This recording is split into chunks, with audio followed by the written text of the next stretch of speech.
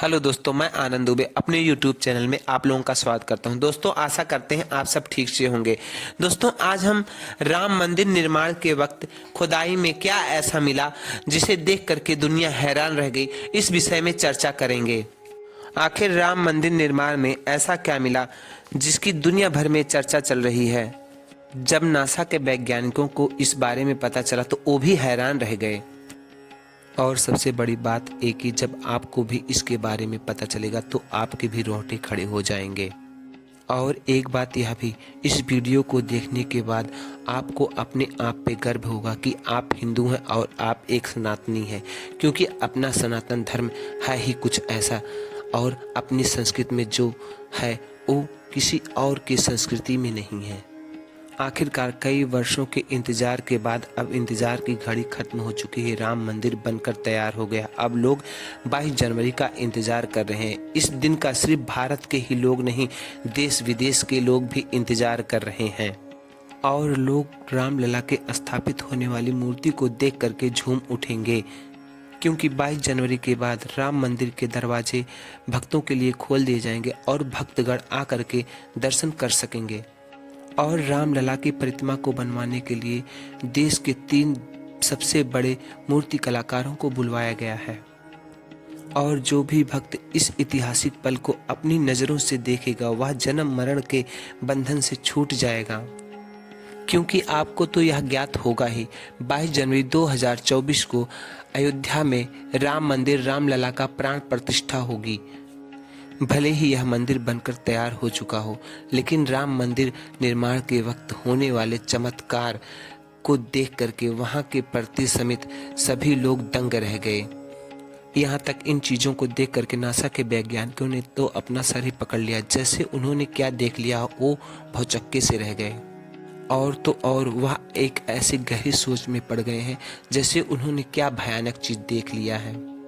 आज के वीडियो में राम मंदिर निर्माण के वक्त हुए चमत्कार और उन रहस्यमयी चीज़ों के बारे में आपको बताएंगे, जिन्हें सुन करके शायद आप भी यकीन ना कर पाएं। आपको बता दें, जब यहाँ पे मंदिर निर्माण का कार्य चल रहा था तब यहाँ 1200 खंभों का एक ड्राइंग तैयार करवाया गया और अमेरिका से एक वैज्ञानिकों की टीम बुलाई गई ताकि यहाँ के भूमि की परीक्षण कर सके और मंदिर कार्य में चांद लगा सकें। और जैसे ही राम मंदिर के निर्माण का भूमि खोदा गया और वहां से एक ऐसी चमत्कारी वस्तु निकली जिसे देख करके वहां के लोग दंग रह गए। और उसे बीसीसी को भी देख करके और वहां पे उपस्थित सभी लोगों को देख करके होश दंग रह गए। इस चमत्कारी और अलौकिक चीज ने सिर्फ वैज्ञानिकों के ही नहीं, भारत सरकार के भी दिमाग को हिला करके रख दिया। उसके बाद तुरंत ही एक कमेटी बनाई गई और जांच कार्य पे लगा दिया गया। उसके बाद कुछ ऐसा हुआ कि वो सभी लोग प्रभु श्री राम के बहुत बड़े भक्त बन गए। बात उस समय की है जब राम मंदिर निर्माण के वक्त अमेरिका से थॉमस नाम के वैज्ञानिक भारत में राम मंदिर निर्माण के दौरे पे आए हुए थे और उन्होंने यहाँ पर आकर के देखा कि राम मंदिर निर्माण का कार्य तो सुचारू रूप से चल रहा है। उसके बाद वह अपने काम पर लग गए। हर रोज की तरह वह अपने कार्य को ही कर रहे थे। तब उनकी नज़र मंदिर परिषद के एक ऐसी जगह पर पड़ी जहाँ पे धरती नरम हुई पड़ी थी। जब उन्होंने देखा तो उनके अंतर आत्मा से एक अलग ही प्रेरणा आई और उन्होंने तुरंत मजदूरों को बुला करके वहाँ पे खुदाई करने का आदेश दे दिया। मजदूर भी एक बार आश्चर्यचकित रह गए कि वह इस जगह की क्यों खुदाई करवा रहे हैं, लेकिन वह उनसे कोई सवाल तो कर नहीं सकते थे। इस वजह से वह कार्य करना प्रारंभ कर दिए और कुछ समय के बाद वहाँ पे बहुत ही अधिक पानी का एक बहाव प्रारंभ हो गया और पानी के बहाव में कार्य करना, खुदाई करना मुमकिन सा नहीं नामुमकिन सा हो जाता है। तब वह बहुत परेशान हो गए। लेकिन जब इस पानी का जांच किया गया तो वह पानी बगल में बह रही सरजू नदी का ही पानी था। वह लोग समझ ही नहीं पाए कि यह माता सरजू का आशीर्वाद है कि वह खुद राम मंदिर कार्य में सहयोग कर रही थी। और इस पानी ने सभी वैज्ञानिकों को गहरी सोच में डाल दिया। अगर यह पानी ऐसे ही बहता रहा तो कार्य करना मुमकिन नहीं नामुमकिन सा हो जाएगा, क्योंकि एक पानी वाली सतह पे एक भव्य और आकर्षित और मजबूत मंदिर बनाना कोई मजाक की बात तो है नहीं। उस समय सभी के दिमाग में एक ही बात चल रही थी, सरजू नदी का मंदिर के नीचे मिलना कोई चमत्कार से कम नहीं था। आखिरकार जब कोई भी समाधान नहीं मिला तो सभी लोग मिलकर के श्री राम से प्रार्थना करने लगे, क्योंकि जब तक माता सरजू के पानी का धारा बंद नहीं होगा तब तक कार्य प्रारंभ तो किया नहीं जा सकता था। और उसके अगले ही दिन प्रभु श्री राम ने भक्तों की पुकार सुन ली और सरजू माता का पानी आना बंद हो गया और एक बार फिर राम मंदिर का कार्य निर्माण जोरों शोरों से चलने लगा। और यह कार्य इस कदर चला कि वह अब अपने अंतिम छोर पर आ पहुंचा है, या यूं कहें कि यह अब पूरा तैयार ही हो चुका है। और 22 जनवरी 2024 को यहाँ पे श्री राम की प्राण प्रतिष्ठा भी की जाएगी। और यह मंदिर इतना भव्य और आकर्षित बना है कि इसे देखने के लिए भारत सरकार ने एक अंतर्राष्ट्रीय हवाई अड्डा भी बनवाया है, ताकि यहाँ पे देश और विदेश से भी लोग आ सकें और प्रभु श्री राम के भव्य और आकर्षित रूप का दर्शन कर सकें। यह मंदिर तो आप कभी भी देख सकते हैं, लेकिन अब सवाल यह है कि जब पहले यहाँ पर राम मंदिर था तो वह कैसा दिखता था और कैसा था, जिसे तोड़ करके बाबर ने बाबरी मस्जिद बनाई थी। उस राम मंदिर का निर्माण आखिर किसने किया था? क्योंकि यह रहस्य सीमित लोगों को पता है, ज्यादातर लोगों को यह मालूम नहीं है। चलिए आज यह रहस्य आप लोगों को पूरा इस वीडियो के माध्यम से बतला देता हूँ। आप लोग वीडियो में लास्ट तक बने रहें। अगर आप लोगों को हमारा वीडियो पसंद आ रहा हो तो हमारे चैनल को सब्सक्राइब कर लें और बेल आइकन को भी दबा लें, ताकि आने वाले आगामी वीडियो का नोटिफिकेशन आप तक आसानी से पहुंच सके। आखिर उस समय हमारे प्रभु श्री राम की नगरी अयोध्या को किसने बनाया?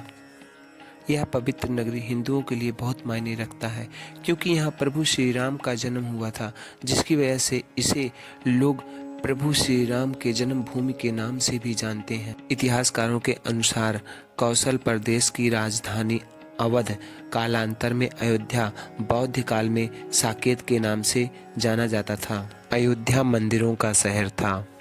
आज भी यहाँ पे खुदाई करने पे बौद्ध धर्म, जैन धर्म और हिंदू धर्म के अवशेष मिलते हैं। खुदाई के दरमियान मंदिरों के खंभे और हिंदू आकृतियों वाली मूर्तियां भी प्राप्त हुई। वैसे वाल्मीकि रामायण में अयोध्या होने का प्रमाण तो मिलता ही है। जब प्रभु श्री राम ने जल समाधि ले ली तब अयोध्या जैसे उजाड़ सी ही हो गई थी, लेकिन उनके जन्मभूमि पे बना हुआ महल वैसे के वैसा ही पड़ा रह गया। एक बार पुनः उनके पुत्र लव कुश ने अयोध्या राजधानी का निर्माण करवाया। इस निर्माण के बाद सूर्यवंश के 44 पीढ़ियों तक इसका अस्तित्व बना रहा। आखिरी राजा महाराजा बृहबल तक बना रहा। कौशल राज बृहबल की मृत्यु महाभारत में अभिमन्यु के द्वारा हुई थी। बृहबल की मृत्यु के बाद जैसे अयोध्या उजड़ सी ही गई, मगर श्री राम जन्मभूमि का अस्तित्व बना ही रहा। इसके बाद उल्लेख मिलता है कि ईसा के 100 वर्ष पूर्व उज्जैन के चक्रवर्ती विक्रमादित्य एक बार आखेट करते करते अयोध्या आ पहुँचे। थकान होने के कारण वह सरजू नदी के किनारे एक आम के वृक्ष के नीचे सभी सेना के सहित आराम करने लगे। उस समय यहाँ पर घना जंगल हो चुका था। यहाँ पर किसी की रहने की कोई आशंका नहीं थी। महाराजा विक्रमादित्य को यहाँ पर कुछ चमत्कार दिखाई देने लगा।